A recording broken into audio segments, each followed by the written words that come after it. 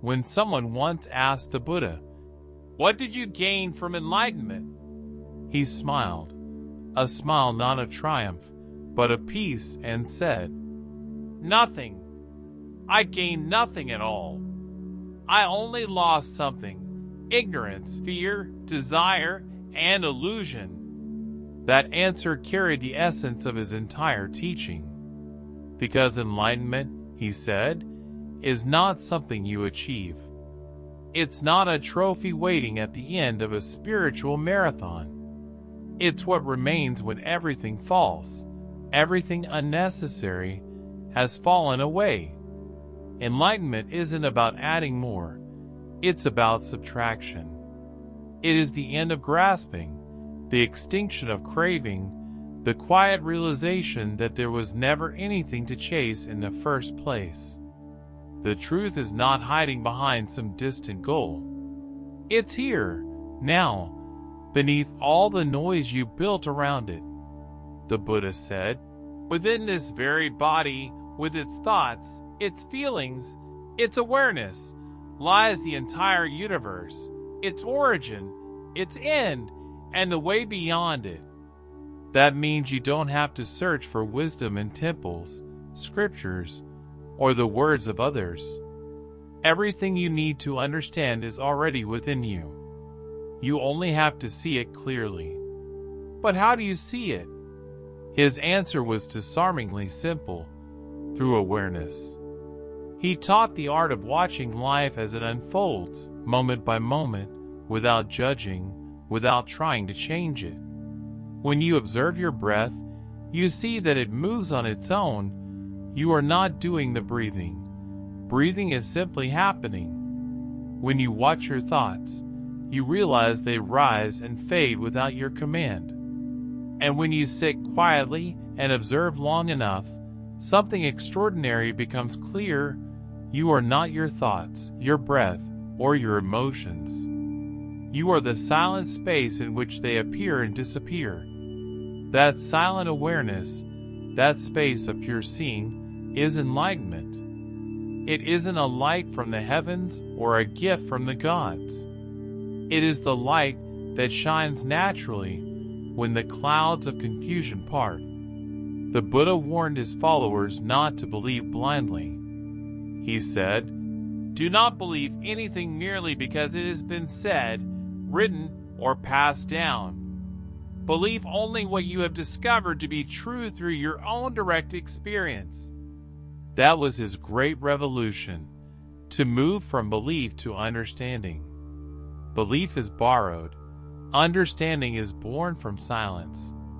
Before awakening, Siddhartha Gautama had tried every path the world could offer. He practiced discipline, severe fasting, and self-denial. He studied with masters and pushed his body and mind to their limits.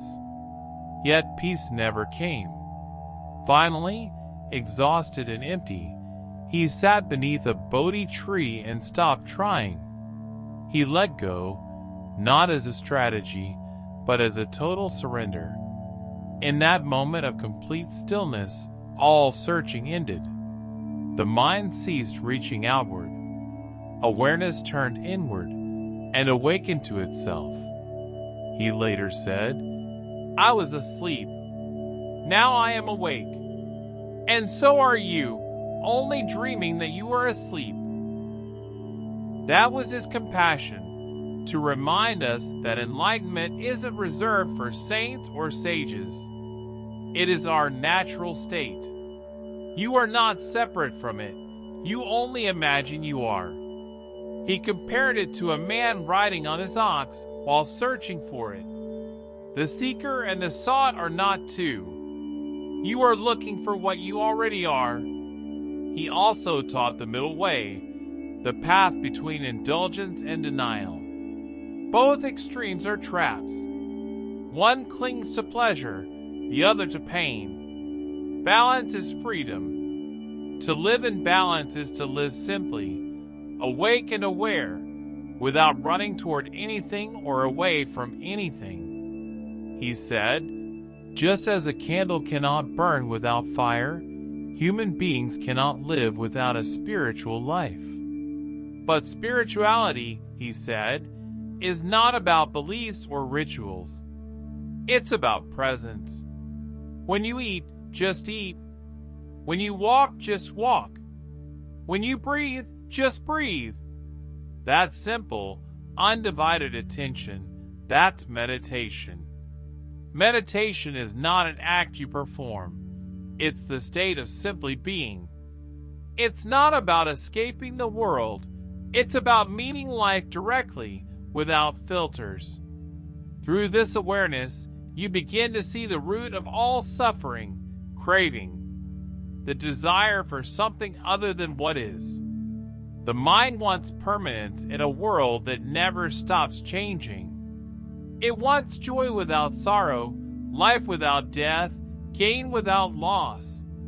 But everything changes, every breath, every thought, every moment, every person you love.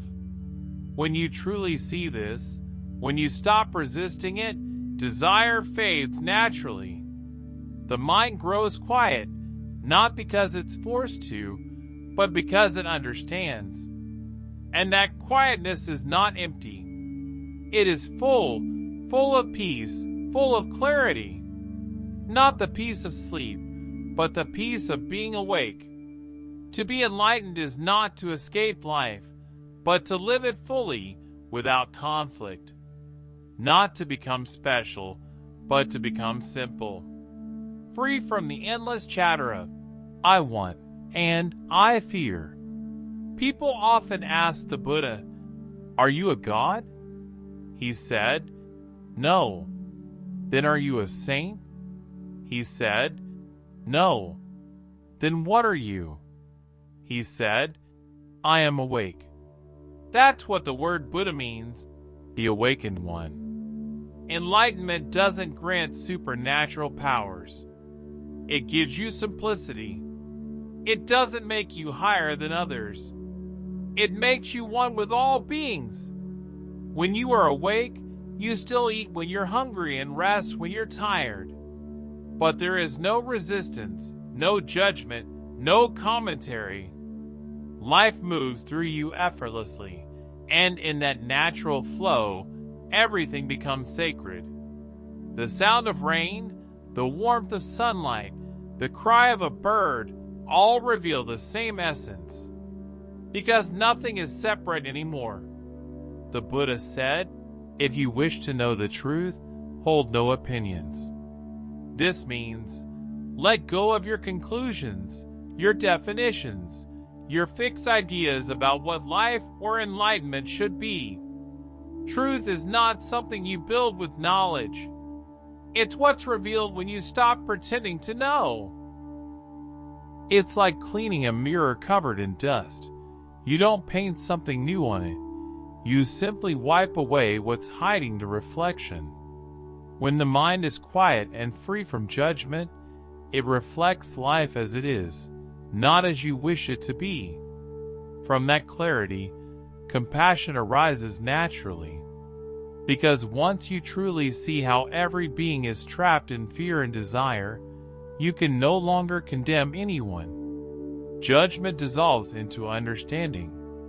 And that gentle understanding, that calm acceptance, is the fragrance of enlightenment. Yet even here, he warned, do not make enlightenment your new desire. The longing to become enlightened is still longing. It still comes from the ego that wants to be special, pure, or superior. True awakening begins only when even that desire fades away. When you stop asking, "How can I become enlightened?" and simply rest in this moment, without reaching for anything, that stillness itself is awakening. Enlightenment is not something that will happen to you one day. It is the freedom from needing any. One day. It is the end of searching for a future that doesn't exist. The realization that there was never a seeker, never a path, never a destination, only life, unfolding in timeless awareness. Before his passing, The Buddha's final words were simple and profound. All things that arise will pass away. Live with awareness. He didn't mean strive to reach a goal. He meant live awake before life ends. The body will fade. The thoughts will vanish. But awareness, the silent witness behind it all, does not die. It was never born. When you live from that space of awareness, you are the Buddha. You don't worship awakening, you live it. You don't escape the world, you embrace it fully. The world itself becomes your monastery. Every person you meet becomes a teacher. Every challenge becomes a lesson. Every breath becomes a prayer. This is enlightenment, not a miracle, not a secret, not a distant prize, but the quiet, direct recognition of what has always been awake within you. When the illusions fall away, when the noise settles, when you finally stop reaching, you'll realize that what you were looking for has been here all along. The truth was never hidden. It was only waiting for you to stop searching. And in that stillness, you'll smile. Not because you've gained something, but because you've finally lost everything that kept you from seeing. That is enlightenment. That is freedom. And that is what the Buddha saw beneath the Bodhi tree, the eternal light of awareness shining, untouched in all things.